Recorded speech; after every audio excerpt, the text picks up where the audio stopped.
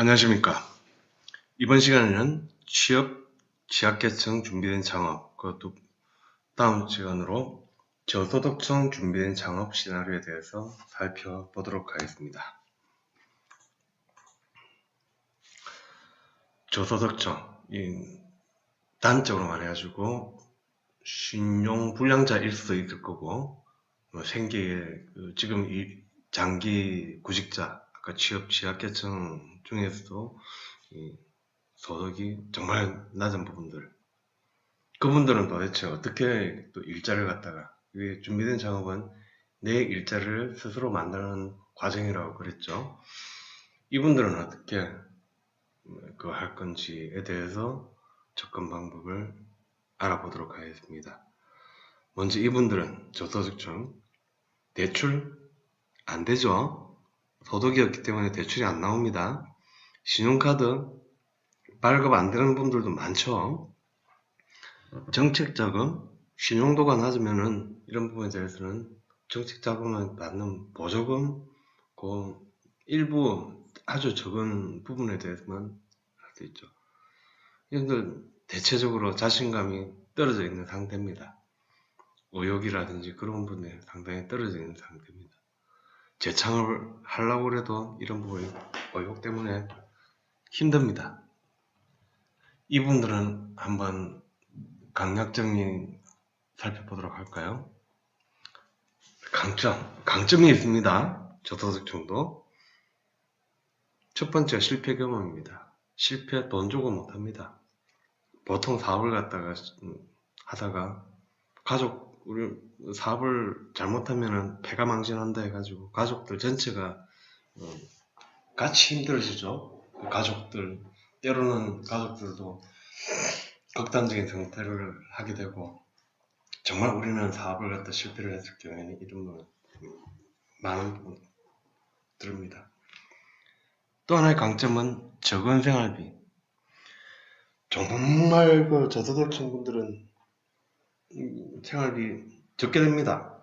한편으로 강점입니다. 왜 남들은 달에 학원도 보내도 택시 타야 되고 문화생활도 즐겨야 되고 1인당 100만원씩 이상씩 벌어야 되고, 이분들은 아닙니다. 정말 없이 하루에 때로는 걸어 다니기도 하고, 그게 강점으로 충분하게 작용됩니다. 생활비가 적게 든다. 이게 강점입니다. 약점, 자금 확보. 아까 좀 전에 봤다시피 자금 확보가 힘듭니다. 도전의지도 힘들고. 그래서 대신에 기회적인 측면에서 정부에서 취약계층 지원이 확대되고 있습니다. 그리고 공유경제, 공정경제, 즉 이때까지 상위 20%를 위해, 즉 자본주의에 반대돼가지고 공유경제는 값들도 싸지고, 그리고 정보들도 많이 공유가 돼가지고 공정경제들이 이런 확대되고 있는, 즉 안 가진 자들을 위한 보편적인 복지, 정부에서도 복지가 지금 늘어나고 있죠. 뭐 기본소득제라든지 이런 부분들도 많이 하고 있는데, 뭐 소득주도 성장도 소득비율을 해가지고 가장 보편적으로 복지를 갖다 확대를 하는 부분들이 이 소득주도인데, 그 부분에 대해서도 지금 저소득층들도 희망을 한번 꿈꿔볼 수도 있지 않겠습니까? 그런 부분들이 기회로 지금 동조를 하고 있고, 하지만은 이분들이 위험 요인으로서는 피해의식이 다분합니다. 하도 가슴에 한들이 많습니다. 엉어리 진 것들이 많아가지고 피해의식이 많고, 그리고 자존감, 자기 존재 의식이죠. 자존감, 자신감하고는 또 다른 의미죠. 자존감은 피해의식에 그래가지고 내 스스로 뭘 할 수 있다, 그런 부분들이 좀 떨어져 있습니다. 이게 이제 위험 요인으로 작용합니다. 그래서 이분들은 어떻게 준비된 창업을 해야 되는가 그러면은, 스스로 회사를 갖다가 창업하기에는 힘듭니다. 신용불량자. 특히나 법인체 대표나 법인의 대표이사나 등재이사로는 신용불량자, 그 다음에는 여러가지 지금 정부나 민간 쪽에 투자 유치를 받는다고 그랬는데, 특히나 정부 쪽에 투자 유치는 신용불량자들이 대표로 있을 경우에 일부 재창업 기업들, 정부에 지금은 조금 확대를 갖다 해주고 있지만은 그래도 신용불량자들, 저신용자들이 대표로 나선다라고 했을 때는 좀 약점으로 동작을 합니다. 그래서 이번 신용 양호자들을 기업체 창업을 한다고 그러면은 그분들은 신용 어쩔 수 없지만은 저신용 상태로 계속 사는 것보다 지금 창업을 해가지고 내가 가진 재능을 갖다가 이용을 해가지고 일자리를 만드는 거지 않습니까? 그러면 이거 기업체 해가지고 내가 리드가 안 해도 되는 거죠.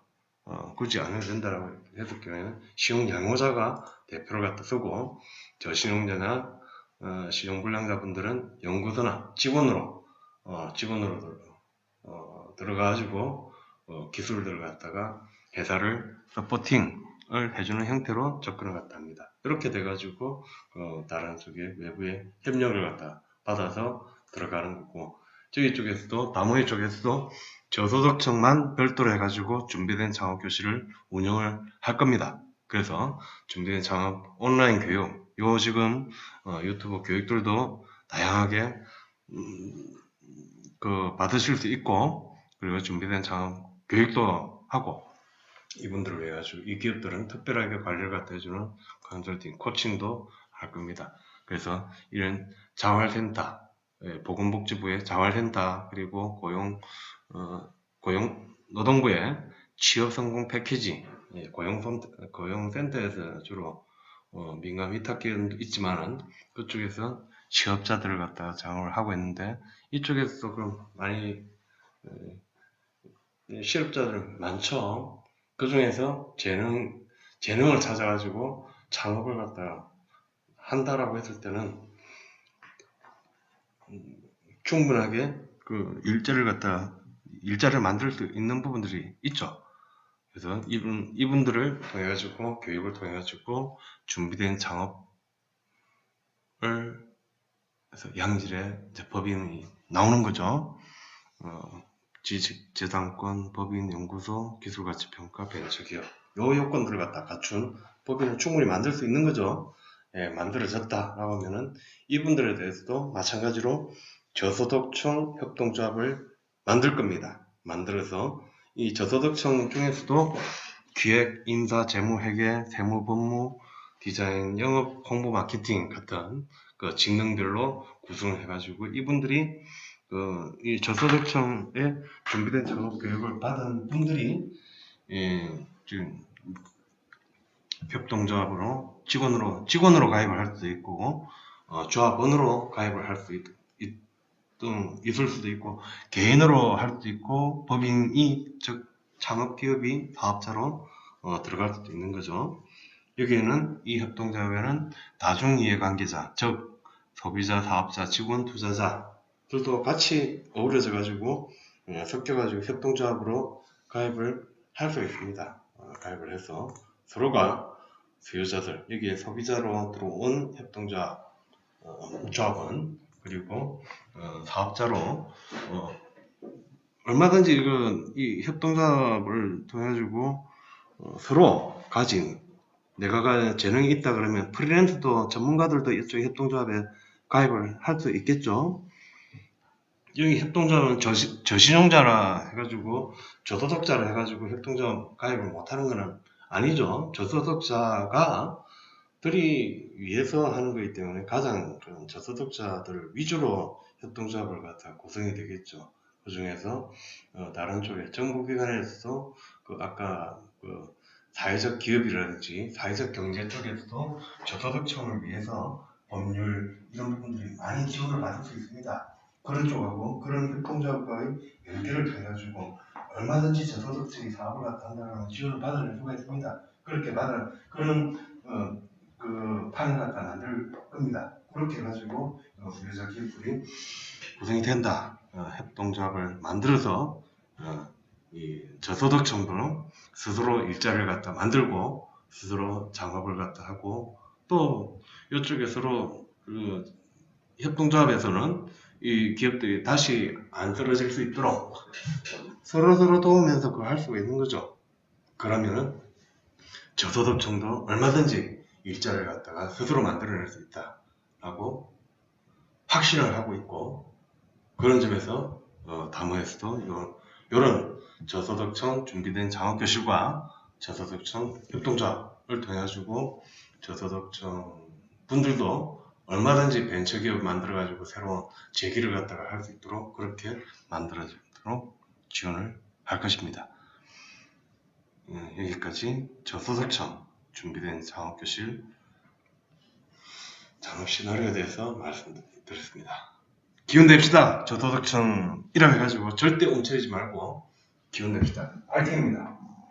감사합니다.